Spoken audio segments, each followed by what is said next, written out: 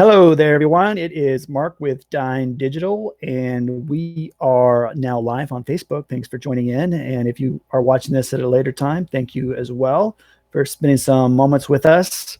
And if you don't know me or what we're all about, is main thing we do is when we're not talking to awesome people in the restaurant industry, is help restaurants book more events through an automated system.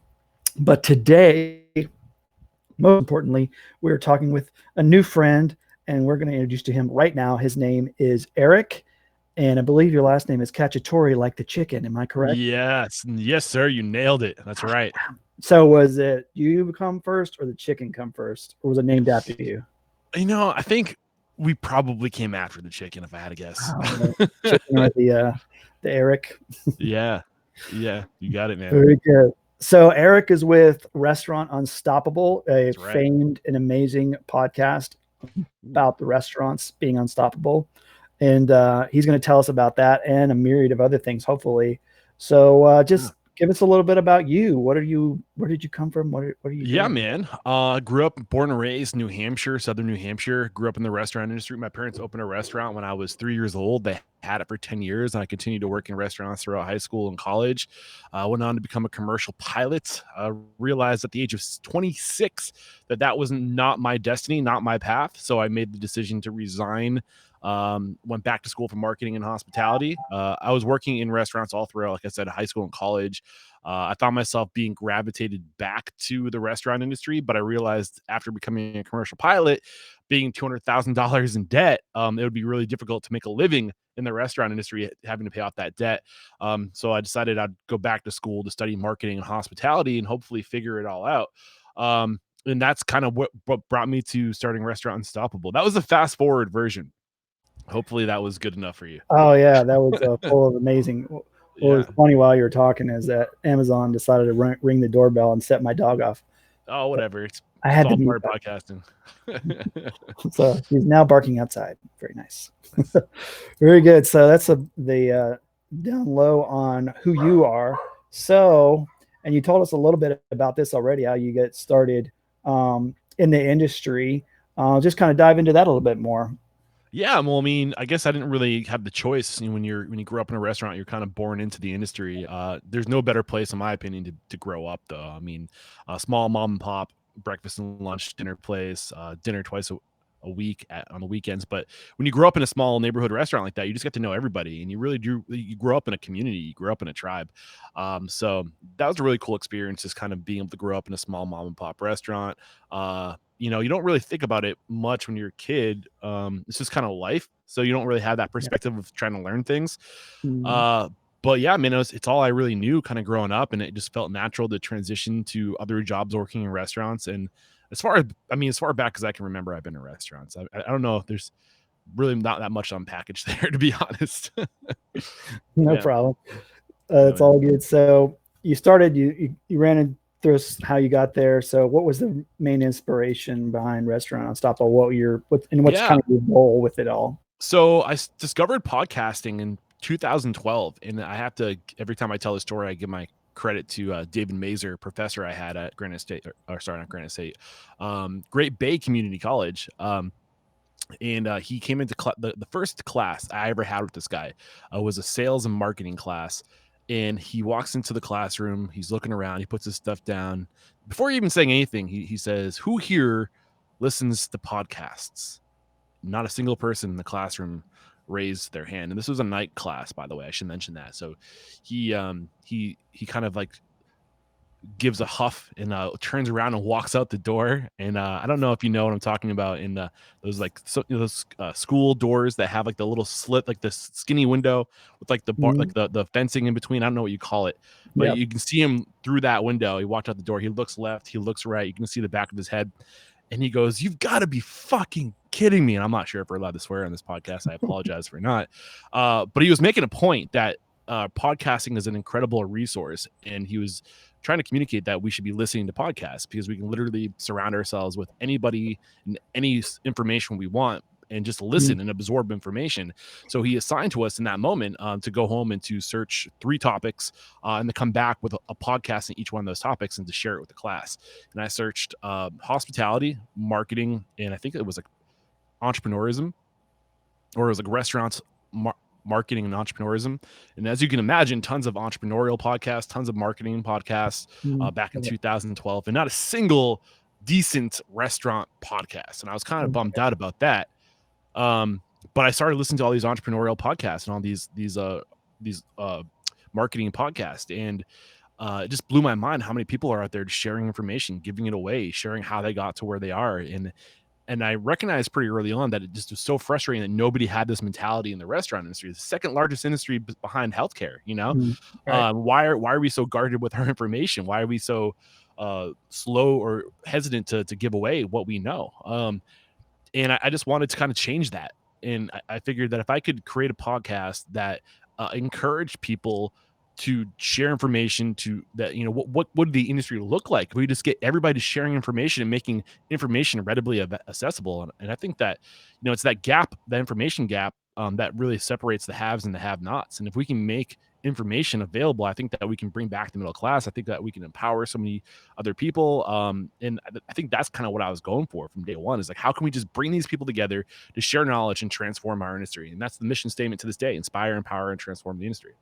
Nice. And that's what we're talking about, inspiration right now, because what inspired you to start this? And then obviously you had the world's most aggressively interested in podcast person in your in your professor, but he made obviously the inspiration. But then we got who inspires you in the industry right now? Oof, man, I love people that put kind of values and happiness and mental health over profitability. And I realize being profitable is part of mental health, knowing that you can take care of those that you love and that who depend on you. But at the same time, I think we just put so much emphasis on the bottom line, and on scaling and becoming as big as possible. And I don't necessarily know if I subscribe to the notion that big is better, Right. And I think that's kind of an issue with American culture, is that we kind of gauge our success in life by how rich we can get and how big we can get and how awesome that is. But the truth of the matter is that we're not hardwired to be big. We really can't manage more than 150 relationships at one time. We're only able to manage about 150 relationships. So why do we try to have thousands and thousands and thousands and thousands and thousands and thousands, tens of thousands, hundreds of thousands of customers? Yeah. We might get rich out of our mind, but will we ever truly be happy if it's a bunch of transactional relationships? So I really like to put emphasis, and I'm trying to encourage more people to put emphasis on the 150 people they let into their life, Right. and how can I focus on those 150 to make those relationships as strong as possible? And when you start doing that, when you start focusing on quality over quantity, specifically with the relationships, I think that's where magic in the restaurant industry happens. And the people that do that best are the companies that want to vertically integrate. And I think that's something I'm really interested in going into the future. I think companies that do this really well, I think the most well known is probably Zingerman's out of Ann Arbor, Michigan. The Ari Weinswag and Paul Saginaw. I'm not sure if I'm saying his last name, Paul's name, correctly, but this whole idea of, we could scale this thing all over the nation, or we can choose to go deeper in the community of Ann Arbor, Michigan, right? We can go deeper and deeper and create opportunity for other people that came up within our organization and invest in these people on their mission and what they're trying to do with their life and make it about them. And if we make it about other people, then we can win too, but now they can also win. And I think that model is just so much better for everybody, that idea of vertical integration. Yeah. Probably the most important question of the day is, who out of your 150 people did you have to drop to become friends with me today? No one, man. I was saving. I was at 149. I was at 149. I was like, I better keep the last spot pretty open for a special person. It's good news right there, man. All right. So you've talked to so many people in the industry. And so what would be your advice, your best advice for someone that's opening a restaurant right now? Start where you can. I think people have this image of like, I won't be successful until I have whatever the vision of my dream restaurant is, the brick and mortar restaurant that has 200 seats or like whatever, like start where you can. And maybe that's just doing pop-ups. Maybe that's just starting your business plan. Maybe that's just, I don't know, creating a a recipe log where you're tracking and trying to improve your recipes. Just start where you can. And when you just commit to starting where you can, every day, you get a little bit further, you get a little bit further, you get a little bit further. And then let two things determine your growth from that point on: people and cash flow. Unless you have the people and unless you have the cash flow, you should not be thinking about growing and scaling, because you never want to get over your skis. You never want to take on more than you can manage. And if you let those two things govern your growth, people and cash flow, I think that you'll be pretty unstoppable. I like that. That's a good word. Thank All right. So on the other end of the spectrum, I guess you could say, what's one of the most common mistakes that you see restaurateurs making? you. People trying to scale too fast, thinking that that they're defined by the material things in their life, and trying to go for those material things out of the gates, and then realizing that all those material things are liabilities, and that if you have too many liabilities and not enough assets, people and cash flow, then you won't be able to sustain that. So just starting where you can and slowly scaling, and only really creating more locations, more opportunity. Or the idea is, when you get to a point where you're humming and you have a restaurant that has an executive chef, a sous chef, or whatever, GM, AGM, and you have all these roles filled, and all the people in those roles are capable of doing so much more, or the people that are just below those leading roles, your AGMs and your sous chefs, that are capable of so much more, but there's no room within your organization to grow. That's when you scale. That's when you grow, where you say, hey, if I don't create opportunities for these people, then they're going to go find that opportunity with somebody else. So I need to create something to give these people opportunity. And only when you're bursting at the seams with people, talent, and the available cash to do it, I wouldn't consider scaling at that point. But I see it all the time, where people think that the problem the solution to their problems is just opening more restaurants, and thinking that every restaurant you open is going to be just as successful as that first one. And it's just not the case usually. Yeah, and I've seen it seems though as though in the industry you have, you maybe have a great server or GM or whatever the case may be, and there's a tendency to see them hop around a little bit. What do you see as a solution to keep some of the best talent from jumping in the next whatever they're looking for, like I think you got to keep continually? them engaged. You look at Maslow's hierarchy of needs, right? The most basic need is just food and shelter, right? Whatever you need to sustain the life. Then beyond that is security. Do I feel secure? Am I safe? Then Right. beyond that, it's growing, or belonging to something, being seen, belonging. Then beyond that, it's growing, right? So you look at these things like growing professionally, learning, knowing that you're getting better as a person, and that the peak of that is self-actualization. So like, basically, do I know my purpose in life? So the idea is, if you can focus on the peak, the things that are most important, the highest needs, like self-actualization, personal growth, and belonging to something special, and being seen and loved, if you can focus on those things, then you'll keep people. And if they know that there's opportunity to grow with you, you look at that whole part I mentioned about personal growth, right? If they know that you invest in people who got it, then why would they go open a restaurant with somebody else, when they know that eventually you will invest in them, if they become a person of value? Easier said than done, obviously, but that's why it's that slow and steady game of attracting onto yourself great people. Yes, sir. So here's the question I ask many restaurants when I talk to them, and so it's going right over to you as well.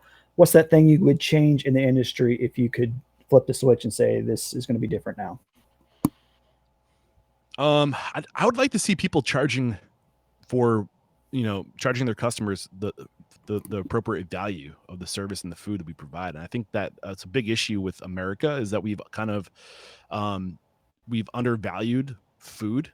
We I can't remember the numbers. I really need to read this book again. It's called the Town That Food Saved, and it takes place, it profiles a town in Vermont. I can't remember the name of the town, but it's the idea that that food, sustainable food, saved this town, created a market to save this town. And in that book, they mentioned that something like, I want to say, I can't remember exactly. I want to say it's something like 20+% of the average household, like 25% of the average household income in like 1950s and 40s, or I'm making these numbers up, they're ballpark numbers. Just want to put Yeah. that out there. It's like 100%. Yeah, like 20%, 25% of the average household income went to food and feeding their families. And that was like, 70 years ago. And any guess at what the average, household income percentage goes to food today? Oh, I'm trying to think. Probably closer to 10. Yeah, it's like 9 or 10%. Oh, that's good to hear. Right? So, like, it's just this idea that, like, and we're also, cheaper than ever before. We get so pissed off if somebody tries to charge us $12 for a burger, and it's just like, well, if you want real food raised sustainably, I mean, there's all these issues with our broken food system, and we want that to change, but we're not willing to put the money up to make it happen, because we don't know the value of food, because for the past 50 years we've been cutting corners and trying to do more with less, and we've gotten to this point where we've created this incredible system, but it's killing us, like, it's amazing what we've achieved, but it's not the best option. Yeah. And I really think that we just need to start sharing knowledge about we should all start doing the same practice of creating a percentage of profit that we want to make, and knowing that we got to charge the appropriate, like, do menu engineering and breaking down and knowing down to the gram, the value of that plate, and then making what we should on that, and getting on the same page with our local restaurants, so we're not price gouging each other, and we're saying, hey, no, Mm. together, like, this is what we should be making, and we're going to come together and agree not to, like, kill each other on prices, so we can all be sustainable, and to educate the general public on why it costs so much to do food right, and why it's their responsibility to support you in other businesses doing food right, because food is life, man. It's that simple.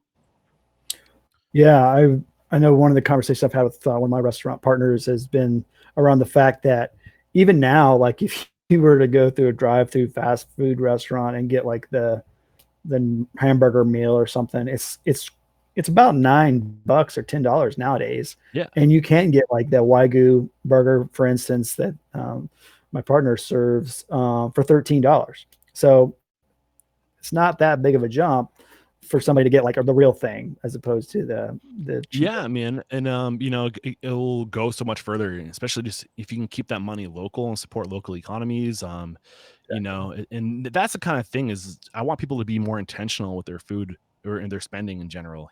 I think that lies on the restaurant industry to educate the public and to come together and get on the same page about what it takes to do that right. Yeah, for sure. So I want to hear about some innovative things that some of the restaurateurs you've been talking to are doing, and I'm sure this season has probably really brought out some things Yeah. that are Well, different. it's actually, you'd be surprised, man. And I think that there's nothing new. Nothing's different. Nothing's new. Everything's just kind of been forced to happen faster.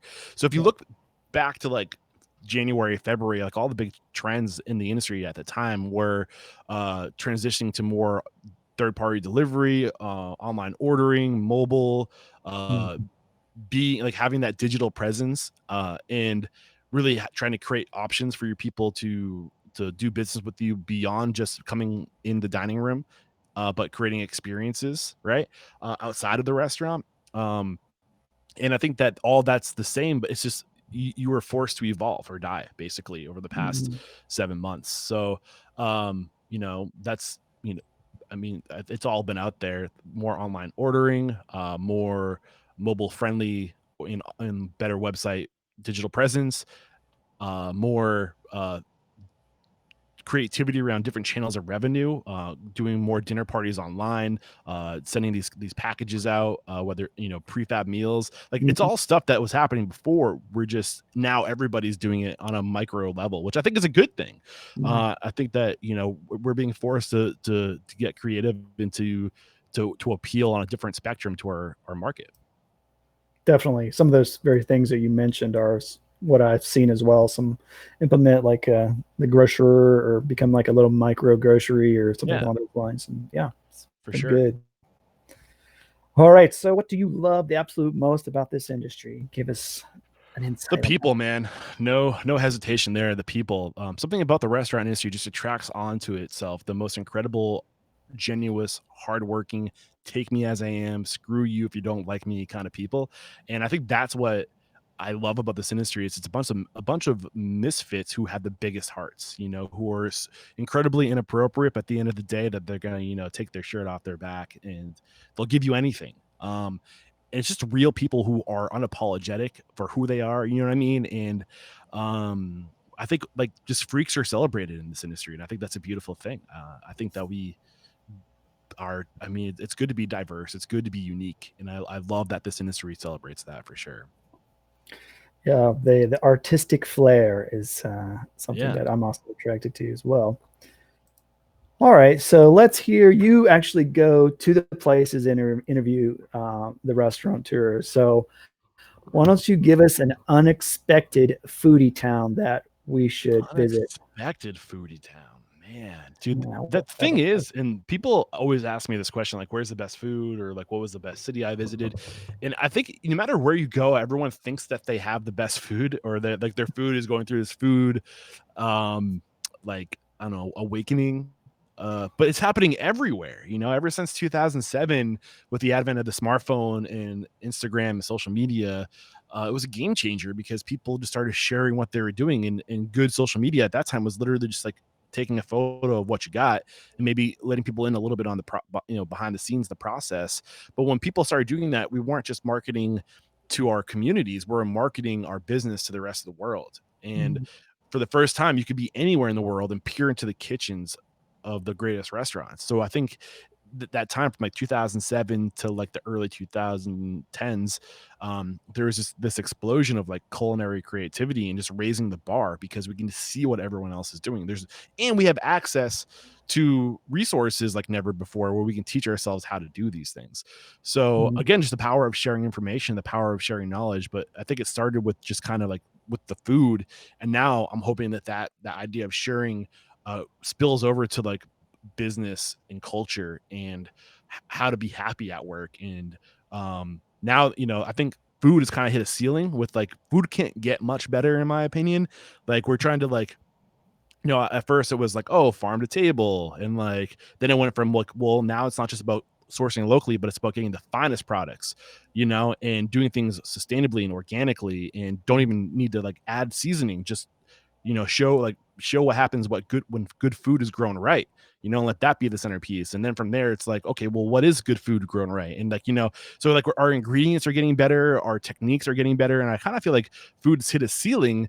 So now the restaurants that are really winning over the hearts of their people are the ones that are focusing on culture, and how can we attract onto ourselves amazing people so we can deliver that incredible experience where we can have those relationships, those strong relationships, where people aren't just coming to us for the food anymore, but now they're coming to us because they want to be associated with our people. And I Right, think right. that's kind of like where we are now is, food is pretty achievable. Now it's what about everything else? Culture, relationships, Mhm. and experience. And I think that's kind of the focus these days. Oh, that's good. Yeah. Yeah, that relational aspect I think is huge no matter what industry you're in. And if you can really latch on and figure that part out, you're going to do well for yourself. What was the original question? I don't even know if I answered it. Oh, the foodie town. Like, is there, Oh, the Foodie Town. was there one Yeah, that it there was, isn't one, man. I think it's happening everywhere. It's yeah.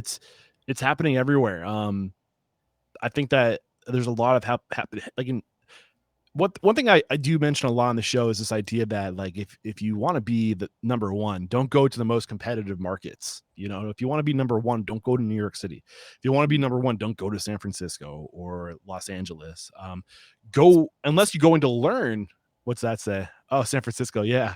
Yeah. But the idea is like go work at those places, go get experience at these places, go learn from the people who are number one in these places. But if you want to be number one, go to the Sacramentos of the world, like the medium, the smaller size cities, like the cities that are on the come up. And I think there's a lot of come up cities in the Midwest right now, and a lot of come up cities in like the Southwest, Phoenix and in Tucson are gonna explode. I think Austin, which is a big city, but like those areas are really starting to explode because everyone's sick of the New Yorks and the LAs, and like people want space.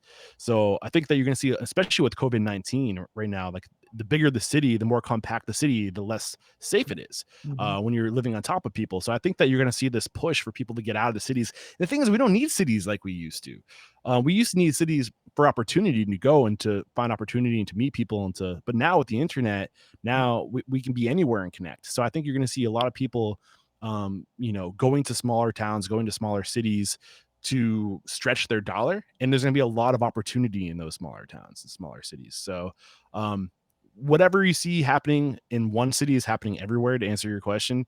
And I think the success comes in finding those underserved markets, not the overserved markets. Yeah, definitely. Yeah. I was shouting out one of the people that we both talked to, Nightbird and Kim Alter. Yes, Kim's awesome. Representing today. One of the What up, Kim? Yes.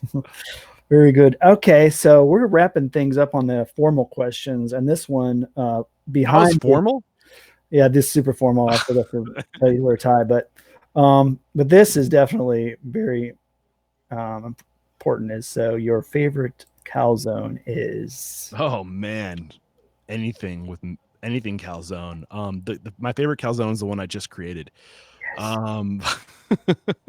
In that moment, but my go-to is usually like a combination.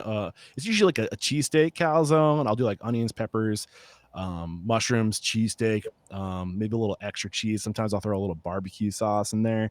That's usually a pretty solid staple. And then I'll like to do like a grilled chicken calzone with like a medley of veggies and maybe like some type of like creamy Greek dressing or something like that. Wow. Yeah, man, some feta cheese, some spinach in there. That's why I love calzones, because you can just literally, it's like anything that's amazing is even more amazing wrapped in bread and grilled or whatever. And just it's a thing that you can it just shuttles it to your mouth. It's just, you can do a little panzoni, which is kind of like a hot pocket, which is a little, man, like, oh, I love calzones. Oh yeah, that's good. Very nice. So we want to make sure that the people know about where to get more of you, and man, they're up to. Make sure that this is okay. Before I throw it up on the screen, I want to make sure that it was correct. So there's a couple of places for our viewers to go check out. Number one, the Instagram is your name. Yep. Have you thought about that as far as branding? Well, a lot of people ask me that, why don't you have Restaurant Unstoppable as your handle? Because I'm always going to be Eric Cacciatore. So when I started, like, and the name like Unstoppable, you kind of plan not to stop, but I figured it'd be a safer bet to, and I always say this, dude, behind every great restaurant's a great person, and your brand is your culture, and your brand is literally just an extension of the people behind the restaurant. So I'm cool with it, man. I'm cool with Eric Cacciatore being my handle, because it's all about the people behind the restaurant. And not that I own a restaurant, but you know what I'm saying. Maybe someday.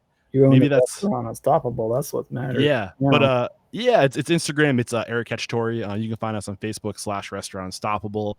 And the website is www.restaurantunstoppable.com. On iTunes, Stitcher Radio, where all major podcasts are played. And the thing that has us really excited right now, which is where I'm putting most of my energy, is restaurantunstoppablenetwork.com, which is what I'm trying to do is bring together all my past guests. Obviously, I'm going to do my best to get them all in there. And I'm going to also get my Restaurant Unstoppable super fans. The vision's always been to bring the leaders of our industry to learn from the leaders and to share that information with the next generation of leaders. So now I'm literally just trying to bring those groups together as well as the products and tools and the services that are being recommended on the show. So it's like a filter basically to get in, and not anybody can be in there. We're really trying to make it a tight, close.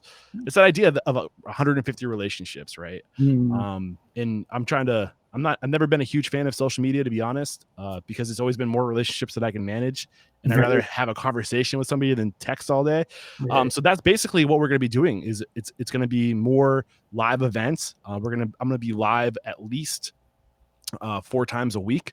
Mondays are going to be dedicated to masterminds. So if you want to meet with me once a month for 2 hours and 3 other professionals, we're going to do that. Tuesday is going to be book club, where once a week I'm going to go over the book I'm reading. Then Wednesday is going to be a workshop where we have a past guest or an expert or an author, maybe the author of the book we're reading in that month, come join us. And then Thursday is going to be office hours where I'm just making myself available to people. So that's the network. It's a platform. It's going to be pretty badass. And I'd love if you guys are listening to this to come hang out. All right. So that is not currently up. Am I correct? It is. It is up. Okay. Yeah. So where do we find that? So if you go to restaurantunstablenetwork.com, that will bring you to a landing page, and it's being hosted on mightynetworks.com. And I think this is going to be another thing about the future is I think you're going to see social platforms fragmenting, and people are going to want to be more intimate with their audience, and have more control over their network. Not, basically right now we have Facebook or LinkedIn or, Instagram, and sometimes you're kind of at the mercy of those platforms. So, I'm like, hopefully your website's not down. Hopefully I'm just doing something wrong. I don't think it's down. I've been on it all morning. So what's happening on mine? restaurantunstablenetwork.com. There, it's like the third time was the charm. Okay. There's so many people on this live. Yeah, it's crashing. Good. Awesome. Yeah, no, but I'll be honest, man, I'll be transparent. We're only up to 20 people in that network. Our workshops start next month. So this is literally brand spanking new, man. So it's really exciting. Now you can. Yeah, and it's gonna be really high touch in the beginning, and you're gonna be able to have the influence on. I mean, I'm there. Basically, think of it this way: like you can't get access to most people. Maybe you can, but our listeners can't get access to most people in the restaurant industry. But I can, and if you want access to those people, let me know, and I'll try to get them on the show, and we can learn from them together. And that's kind of the idea of this network: is bringing people together to share knowledge, to share values, to share philosophies, to share virtues, and to hold each other accountable and to transform the industry, man. Yeah. So is it mostly intended to be for restaurant owners, or who's your main target audience? Ideally restaurant owners and operators. So like, your GMs, your AGMs, leaders in the industry. So it's going to be mostly owners and operators, but we do have options. Like we have this option for a package of 5. So like if you have a couple business partners and a couple leaders, like an executive chef and a general manager, then you can get a bundle at like a way discounted rate. I think you save like $800 to come in together, and now you can go through those workshops together. You can have discussions around the material and that are in the conversations within the network. So it's really for anybody who's aspiring to be great in this industry. Nice. Yeah. Very good. So I put that up on the screen too. I updated it. So there you go. Hopefully that wasn't too pitchy, but I'm really excited about it. So we're here to let you talk about what you're doing, which is awesome. That's good to see. And anything else that you want the vast public to know about? No, man. Just thank you so much for having me on the show, helping me share my story, and yeah, just can't say thanks enough. Well, very good. I'm glad that we were able to connect and share some information. And while you're out there following Eric, please follow us too. We need it. Because we are in marketing, social media is definitely a place where we have to live. So dine.digital will find us most places. And if not, I'm sorry, but we're so glad to have you, Eric. Any final words, not for all time, but just for this broadcast, that you'd like to part with us? Man, just there ain't nothing to it but to do it. And growth doesn't come from putting your energy out. It comes from putting your energy into what you got, into yourself, becoming a better version of yourself every day, into your people, making them into better people every day, into your business, making your systems and your processes tighter every day. And when you put that energy into doing what you do better every day, then watch the opportunities start getting thrown at you. And that's where growth comes from. That's where outward growth comes from putting the energy in and just focusing on what can I do and how can I do it and how can I make my people even better. Just focus on being better every day. And that's where the magic is. Awesome, Eric. Well, those are words to live by, people. So listen to it and adhere it. And thanks again, Eric, for your time, and for everyone for watching. Go check out Restaurant Unstoppable Network and everything that Eric does. We'll see y'all later, and thanks. Thank you. Cheers. Bye bye.